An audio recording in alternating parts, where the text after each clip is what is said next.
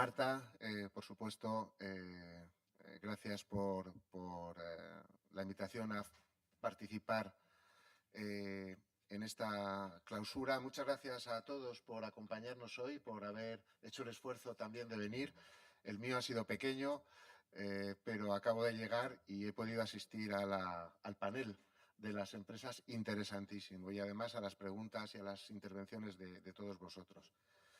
Yo creo que es una oportunidad enorme el celebrar en septiembre, este año, este mes, el 5º aniversario de la entrada en vigor de un acuerdo como el CETA, un acuerdo que yo diría de última generación, de los que queremos suscribir con otras regiones del mundo, pero que es un auténtico ejemplo de lo que pueden hacer dos países socios estratégicos. Dos países, bueno, en realidad la Unión Europea es todo un grupo de países, pero creo que a lo largo de esta jornada, sin duda alguna, se ha podido repasar, por un lado, el muy positivo impacto que ha tenido en estos 5 años la puesta en marcha del acuerdo para nuestras empresas. Cuando hablo de nuestras empresas hablo de las canadienses y las europeas y en particular las españolas. Pero también hablaremos de potenciales y de las oportunidades que siguen abiertas y que tenemos que aprovechar. Esta jornada que organizamos el tripartito, los socios del tripartito, que somos la Secretaría de Estado a través del ICEX, la CEO y la Cámara de España, y que además ha contado con la colaboración, siempre está ahí la Embajada de Canadá en España, tenemos que agradecer mucho a la embajadora y a su equipo su permanente compromiso, se enmarca en un ciclo de jornadas que hemos hecho por los territorios españoles y que seguiremos haciendo para poner en valor este acuerdo y llevar a las pequeñas y medianas empresas más información sobre las oportunidades que abre el CETA. Hemos estado en Zaragoza, en Valencia, en Coruña, en Málaga y la verdad es que hemos recibido a lo largo de estas jornadas hemos podido comprobar no solo que existe un nivel de oportunidad, pero sobre todo el nivel de interés que debemos y podemos generar en el empresariado español. No me voy a alargar mucho porque cuando alguien interviene en último lugar, pues todo está dicho, lo fundamental está dicho, pero sí querría destacar 3 cuestiones fundamentales. Respecto a este elemento de oportunidad del que estamos hablando hoy, creo que las empresas lo han explicado mejor que nadie, probablemente yo no pueda añadir ningún mensaje tan potente como ellos.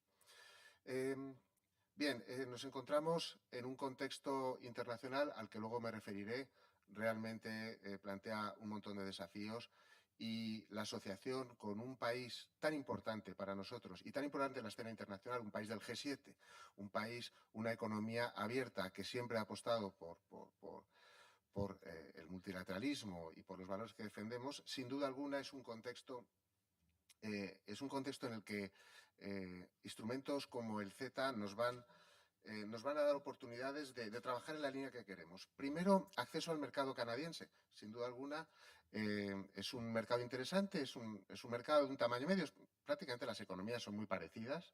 El nivel de población, incluso nuestro comercio está centrado en sectores, casi podríamos decir que es intraindustrial.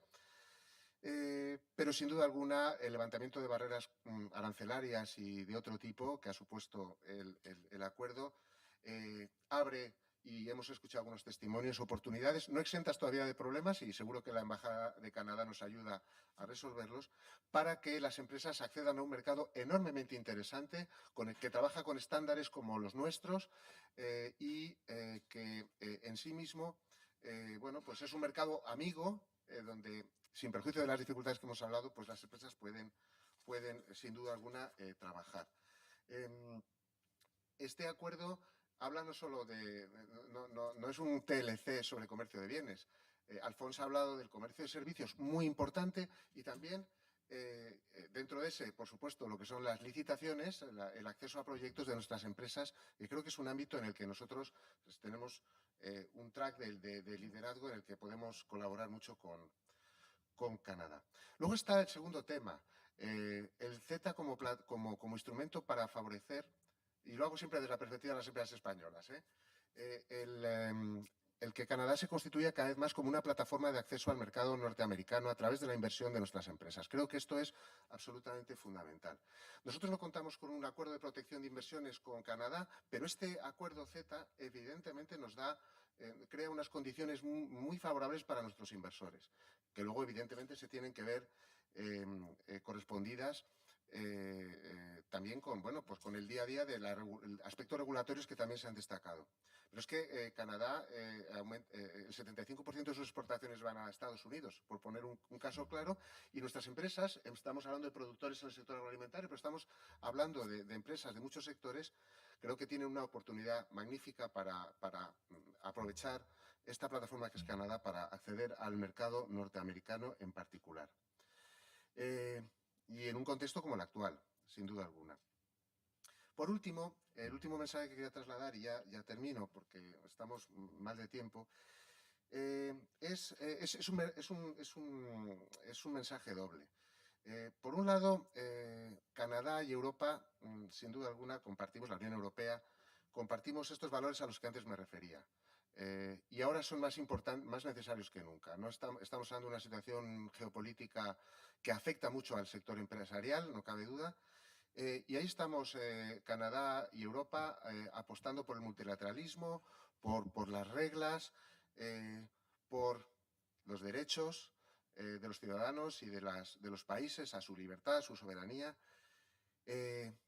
Canadá tiene una voz muy privilegiada en el marco del G7, pero compartimos foros con Canadá en muchos ámbitos y seguro que tenemos una coincidencia enorme que creo que es un mensaje que hay que trasladar también a las empresas. Estamos ahí. Ahora la geopolítica afecta mucho al sector empresarial y los políticos, pues lógicamente, tienen una responsabilidad grande.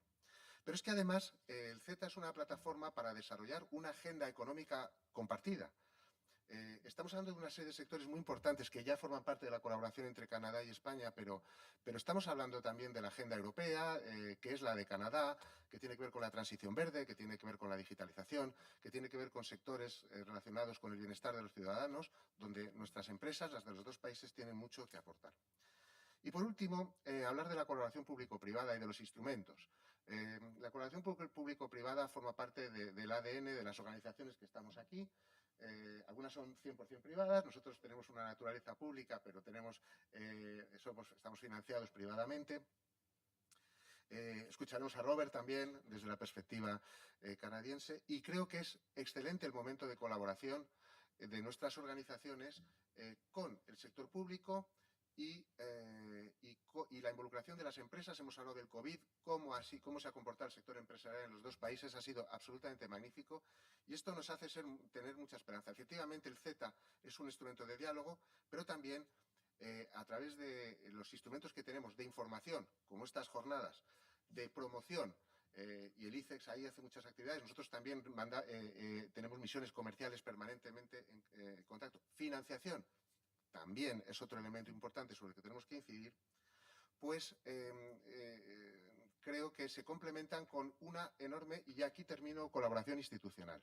Colaboración entre nuestras organizaciones y las embajadas, tanto la Embajada de España en Canadá y nuestra Cámara, que todavía no es oficial, pero lo será, como con la Embajada de Canadá en España y la Cámara Canadá-España, con la que mantenemos una estrechísima relación. Así que para nosotros, sin duda alguna, es muy importante que sigamos avanzando en este camino de colaboración con las administraciones a través de las instituciones empresariales que estamos aquí y queremos animaros a todos a que nos acompañéis y por favor recurráis a nosotros para que en la medida de lo que podamos contribuyamos a seguir reforzando estas relaciones. Muchas gracias. Pues muchísimas gracias, Jaime. Difícil, pero has añadido cosas nuevas, a pesar de todo lo que ya... Muchísimas gracias, ¿no? Es verdad que la geopolítica afecta a las empresas, pero yo diría, fíjate, que también las empresas y las relaciones empresariales entre distintos países pueden ayudar a garantizar la estabilidad también y, bueno, dar un poquito de serenidad, ¿no? Pueden ayudar, ser parte de la solución a este conflicto tan fuerte que tenemos. No, bueno. Y para terminar, la guinda que yo decía, vamos a escuchar a Robert, vicepresidente del Business Council of Canada. Thank you very much. The floor is yours. Thank you so much. Good morning, Bon matin, tout le monde. I will speak in English. Canada has two official languages, French and English. Spanish is not yet an official language, so you will forgive me to address you in English today. I'm really delighted to be here this morning.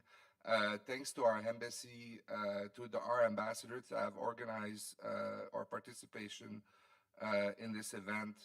I will speak today on behalf of the Business Council of Canada, which is the council that represents CEOs, Chief Executive Officers of Canada's largest firms. We have 175 CEOs participating in our council. And the beauty of our council is we represent all sectors of the economy: energy, financial sector, telecommunications, agriculture, etc., etc. So I think I hope it's relevant for you to hear where our CEOs see the short-term challenges, but more importantly, maybe the medium, long-term challenges, which I think are also, and this is why I was so keen to speak to you today, opportunities in according to what we're trying to achieve with CETA going forward. So I won't repeat the successes of the last 5 years. I think it's been established that this agreement has been very beneficial, very important for both Canada and the European Union. I think, though, we need to be very ambitious when we look at the future because we are seized with challenges that are significant. And I wish to speak to you about those today, maybe starting with the obvious short-term ones. We live in a very geopolitical challenge world from a European perspective. I don't need to lecture you about this. I think you're well aware of what's happening in the world, the impact it has on the energy transition that was already difficult and will be difficult going forward, but also some of the geopolitical rivalry that will emerge from these conflict.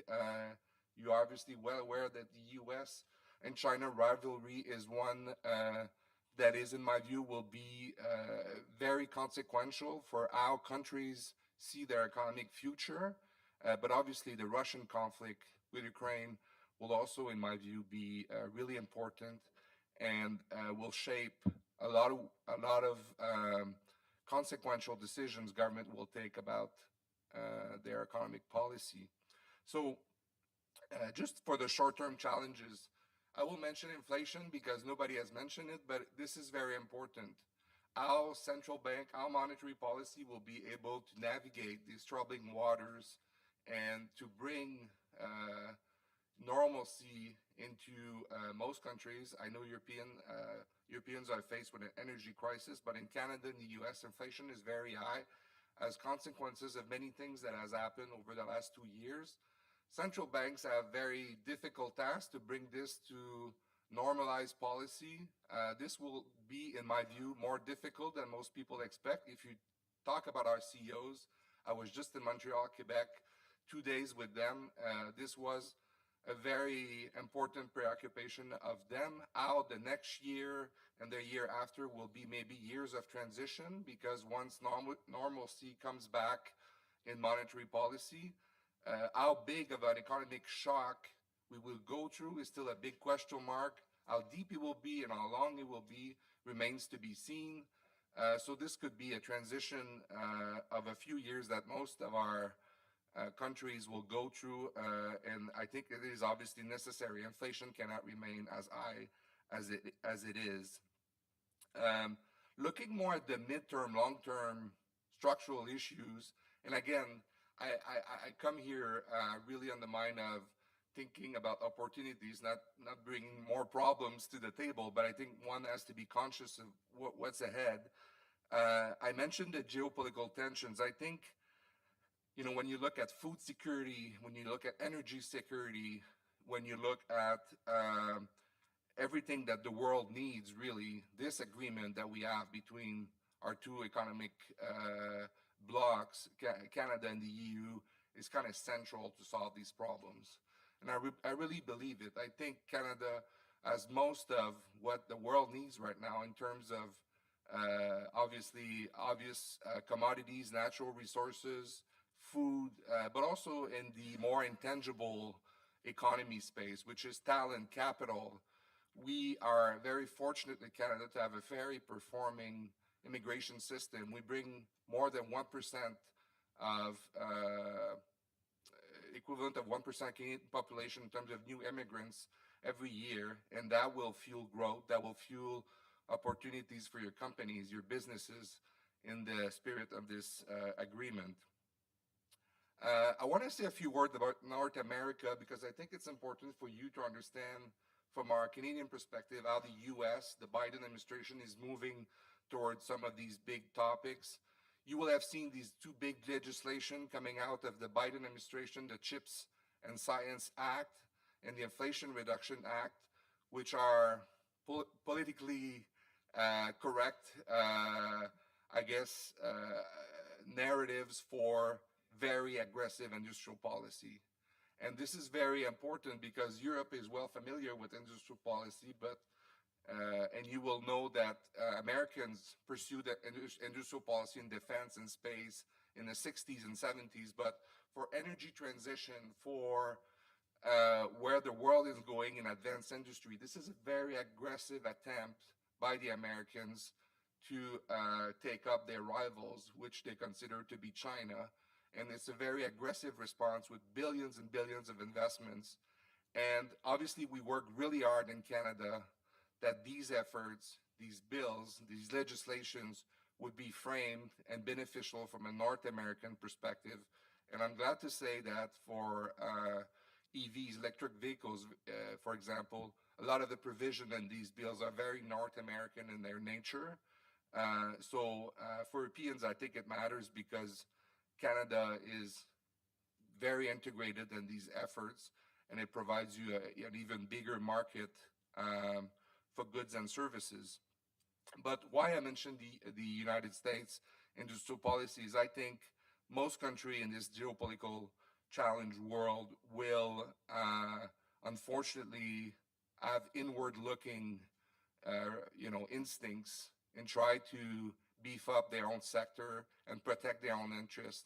And so in this context, I think, again, this trade agreement is very beneficial because sometimes I feel that the Washington consensus of the 80s is going away. And this framework that we have together is an important aspect of preserving that liberal trade framework that we have established, and that has been very successful for both Europeans and Canada. Obviously, Canada, we are a 38 million nation country. We need trade. If we don't export goods and services, our economy won't grow as it should. And so this is really important that we preserve these relationship. Lastly, I'll just speak briefly about innovation and why I think it's so important.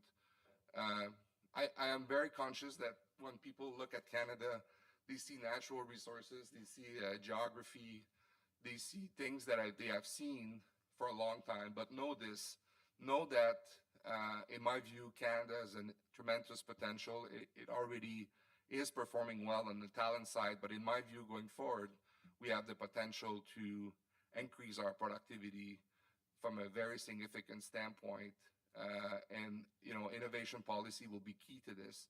When I speak about industrial policy, I think each nation, each country, each policymaker needs to ask himself, where will growth from? Where will growth come from? And where it will come from is not for demographic. Unfortunately, we're aging rapidly as societies. It will come from immigration in Canada's case, and it will come from enhancing productivity through innovation, through technological progress. And so the means and the way we do that will be really important. So I encourage you to think about it when you think about CETA moving forward. R&D, industrial research, the intangibles economy, from a data point of view, from an IP point of view, collaboration with science institutions, with universities, commercialization of these products and services will be absolutely key in advanced industry. Why? Because this is where productivity resides. This is where growth will come from. And although we are very fortunate as a country to have been gifted with all these amazing commodity boom and resources, we are very conscious as a group of CEOs that we need to be better at innovation as a country, and we aim toward that goal. When I think about energy transition and what Canada's going through, this is probably the most difficult, challenging thing our country will have to do in the next 20 years, because it won't get done in a few years. It will take time, but I think we'll get there. We've done it before. We have an energy sector that is amazingly innovative, productive, and we are confident that we'll succeed and will be a model for most countries going forward. So with that, I want to say in closing, CETA, in a nutshell, has been a great accomplishment, something we can build on. But I think, as everything else in life, you cannot rest on your laurels. You have to aim for better, aim for higher goals. And I think we should push ourselves, Europeans and Canadians, to even accomplish greater results with this framework that, in my view, is really important for the future of our economies. Thank you very much.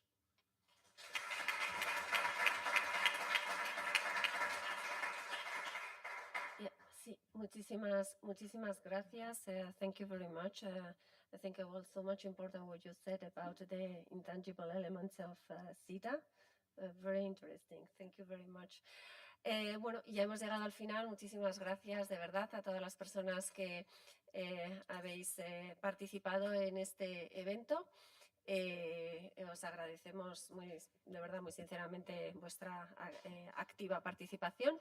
Y bueno, hemos previsto también un espacio de networking justo a la salida a la izquierda, para que podamos también seguir profundizando en algunos aspectos que aquí se ha dicho con los ponentes y entre los participantes. Hasta la próxima. Buenos días.